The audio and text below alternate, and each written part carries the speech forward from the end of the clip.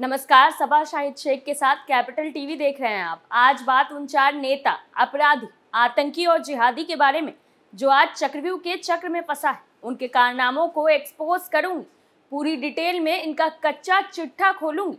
तो चलिए बताते हैं आज के वो कुछ नाम जो चक्रव्यूह के चक्र में आ गए हैं। वो है अखिलेश यादव। दूसरी खबर में बात हिंदू छात्रों को जबरन हिजाब पहनाने वाले स्कूल की। तीसरी खबर में बात माफिया की। चौथा है धर्मांतरण। सबसे पहले बात अखिलेश यादव की। लोकसभा चुनाव का समय जैसे जैसे करीब आ रहा है, वैसे वैसे यूपी में राजनीतिक सरगर्मियां, बयानबाजी और दावे तेज होते जा रहे हैं। ताजा मामला सपा प्रमुख अखिलेश यादव के एक दावे के बाद शुरू हुआ है। अखिलेश ने सीतापुर के नैमिषारण्य में समाजवादी पार्टी के कार्यकर्ता सम्मेलन को संबोधित करते हुए 2024 में यूपी की सभी 80 सीटें जीतने का दावा किया। तो बीजेपी के राज्यसभा सांसद हरनाथ सिंह ने अखिलेश को बड़ा चैलेंज दे दिया।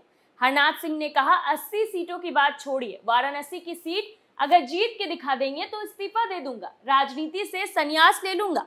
सांसद हरनाथ सिंह ने कहा कि प्रिय अखिलेश यादव जी, उत्तर प्रदेश के 80 सीट पर जीत के दावे तो छोड़ ही दीजिए, आप केवल एक लोकसभा सीट वाराणसी से ही जीत कर दिखा दीजिए, सिर्फ एक सीट वाराणसी। अगर आपकी पार्टी ने ऐसा कर दिया तो मैं राजनीति से संन्यास ले लूंगा, राज्यसभा की सांसद के सदस्यता से भी उसी दिन इस्तीफा दे दूंगा।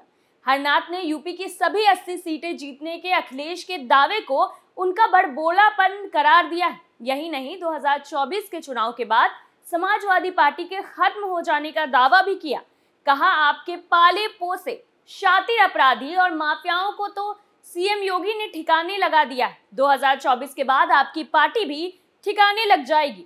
आपको बता दें कि सीतापुर में नैमिषारण्य में कार्यकर्ता प्रशिक्षण शिविर के बाद अखिलेश यादव ने दावा किया था कि सपा इस बार यूपी की सभी 80 सीटें जीतेगी। उन्होंने कहा था कि 2024 लोकसभा चुनाव में बड़ी जीत की ओर सपा तेजी से बढ़ रही है। दूसरी खबर में बात हिजाब वाले स्कूल की। जिस स्कूल में हिंदू छात्राओं को हिजाब पहनने के लिए मजबूर किया गया, अब उस पर मध्य प्रदेश सरकार बुलडोजर चलाएगी। स्कूल में प्रधान अध्यापिका समेत 3 शिक्षकों के इस्लामी धर्मांतरण करने की बात भी सामने आई थी। बुलडोजर चलाने से पहले दमोह के गंगा जमुना स्कूल को 3 दिनों की मोहलत दी गई है। नगर पालिका की तरफ से स्कूल को नोटिस भी भेज दिया गया है। असल में स्कूल की एक इमारत को बिना अनुमति के ही बनाया गया है। उक्त स्कूल का मालिक राशिद खान है, लेकिन दस्तावेजों में इसकी मालकिन उसकी बीवी रश्के जहां है। हाल ही में यह भी खुलासा हुआ कि मस्जिद तक इस स्कूल के गुप्त रास्ते बनाए गए थे। स्कूल से जुड़े लोगों को हिरासत में भी ले लिया जा रहा है, कई फरार हैं। पेट्रोल पंप और दुकानें सहित स्कूल संचालक और उसके रिश्तेदारों के कई अन्य व्यवसायों पर भी छापा पड़ा है। प्रिंसिपल अफशा शेख, गणित शिक्षक अनस अतहर और चौकीदार रुस्तम पहले से ही जेल में।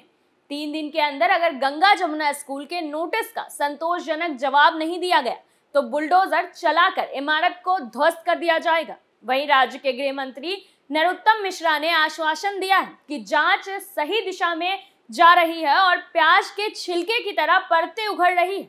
मुख्य नगर पालिका अधिकारी भैया लाल ने स्कूल का निरीक्षण भी किया है। तीनों गिरफ्तार लोगों की जमानत याचिका न्यायालय ने खारिज कर दी। वहीं ये भी खुलासा हुआ है कि भोपाल के अशोका गार्डन इलाके में उसका गंगा जमुना नाम से ही बहुमंजिला इमारत में बॉयज हॉस्टल, गेस्ट हाउस और रेडीमेड गारमेंट्स का शोरूम चल रहा है। वहीं एनसीपीसीआर के अध्यक्ष प्रियांक कानूनगो ने पूछा है कि क्या नाम बदलकर भोपाल में हॉस्टल चलाया जा रहा है। असल में हॉस्टल का नाम श्री राम है और उसका संचालक खुद को उपाध्याय बता रहा है, जबकि यह हॉस्टल गंगा जमुना स्कूल से जुड़ा है। हॉस्टल और शोरूम पर भी नोटिस चस्पा कर डिटेल्स मांगे गए। तीसरी खबर में बात माफियाओं की। यूपी के गोरखपुर में प्रशासन का बुलडोजर एक बार फिर गरजा है। इस बार जेल में बंद गोरखपुर के टॉप 10 माफिया अजीत शाही के अवैध कब्जे पर बुलडोजर चला है।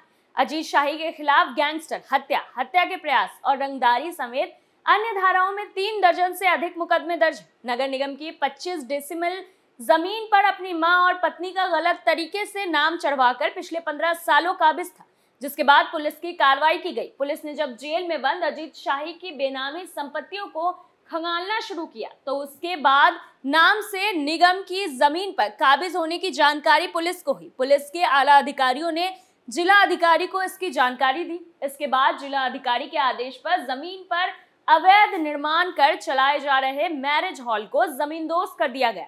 गोरखपुर के कैंट थाना क्षेत्र के ट्रांसपोर्ट नगर बेतियाहाता दक्षिणी में नगर निगम की 25 डेसिमल जमीन माफिया अजीत शाही के अवैध कब्जे से मुक्त कराया गया। आपको बता दें कि बीते महीने रंगदारी मांगने के मामले में पुलिस का दबाव बढ़ने के बाद अजीत शाही ने कोर्ट में सरेंडर कर दिया था। अपर नगर आयुक्त दुर्गेश मिश्रा ने बताया कि आरोपी अजीत शाही ने नगर निगम की जमीन जो नगर पालिका के नाम दर्ज है उस पर कब्जा किया हुआ था। नगर निगम अपनी टीम को सक्रिय कर जमीन का पता लगा रहे हैं। जहां पर भी निगम की जमीन पर अवैध कब्जा भी मिलेगा उसे खाली कराया जाएगा। वहीं एसपी सिटी कृष्ण कुमारी बिश्नोई ने कहा, अजीत शाही गोरखपुर के टॉप 10 माफिया की सूची में शामिल है। उसे अजीत वीर विक्रम सिंह भी कहते हैं। प्रशासन ने कार्रवाई कर निगम की जमीन को कब्जा मुक्त कराते हुए उसके खिलाफ अभियोग भी पंजीकृत किया है। वहीं एसपी सिटी ने कहा, इस माफिया पर वर्तमान में 4 मुकदमे रंगदारी मांगने, नाम बदलकर फर्जीवाड़ा का आरोप है। आरोपी पर लूट से ट्रकों को खींचकर उनसे वसूली करने के अलावा बैंक से फ्रॉड का मुकदमा दर्ज किया गया है। आर्थिक चोट पहुंचाने का सबसे अच्छा तरीका है कि उन्होंने जो अपराध से संपत्ति अर्जित की है उसे कब्जा मुक्त कराया जाए। पुलिस उसका अन्य डाटा भी खंगाल रही है। चौथी खबर में बात धर्मांतरण की। उत्तर प्रदेश में धर्मांतरण के मामले थमने का नाम नहीं ले रहे हैं। नया मामला सिद्धार्थनगर जिले से आया है। यहाँ एक मुस्लिम शख्स ने एक महिला को फेसबुक पर अपने प्रेम जाल में फंसाया और फिर मुंबई ले जाकर न केवल उसका धर्मांतरण करा दिया बल्कि उसके साथ निकाह भी कर लिया। इस सिलसिले में महिला के पति ने मिश्रोलिया थाने में केस दर्ज कराया था। पुलिस ने इस मामले की जांच करते हुए मुख्य आरोपी को गिरफ्तार कर लिया है। पुलिस ने आरोपी के कब्जे से पीड़ित महिला को भी मुक्त करा लिया है। पुलिस के मुताबिक आरोपी का नाम सजाउल्लाह है। पुलिस की जांच में पता चला है कि कुछ दिन पहले ही सजाउल्लाह का फेसबुक पर पीड़ित महिला से संपर्क हुआ था।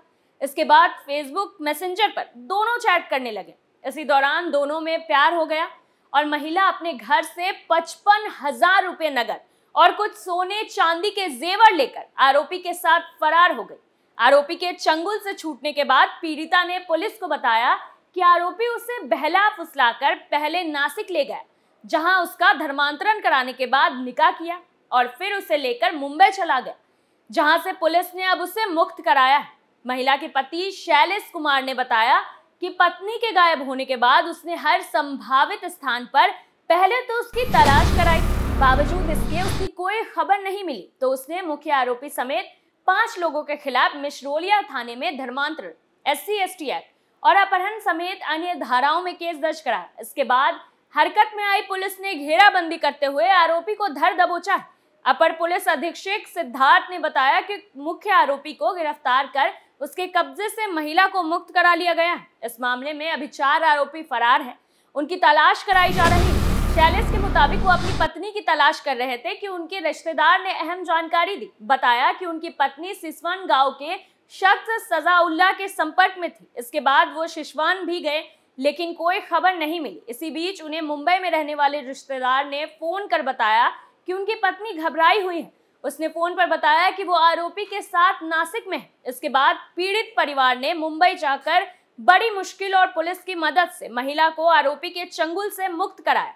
वहीं अपर पुलिस अधीक्षक सिद्धार्थ ने बताया कि इस मामले में संबंधित धाराओं में केस दर्ज कर मामले की जांच कराई जा रही है। इस वारदात के अन्य आरोपियों की तलाश में भी ताबड़तोड़ छापेमारी हो रही है। फिलहाल के लिए चक्रव्यूह में मेरे साथ इतना ही। कल फिर कौन किसके चंगुल में फंसेगा, नए मुद्दों के साथ फिर पेश होंगे। आप बने रहिए कैपिटल टीवी उत्तर प्रदेश के साथ और मुझे सबा शाहिद शेख को इजाजत दीजिए। नमस्कार।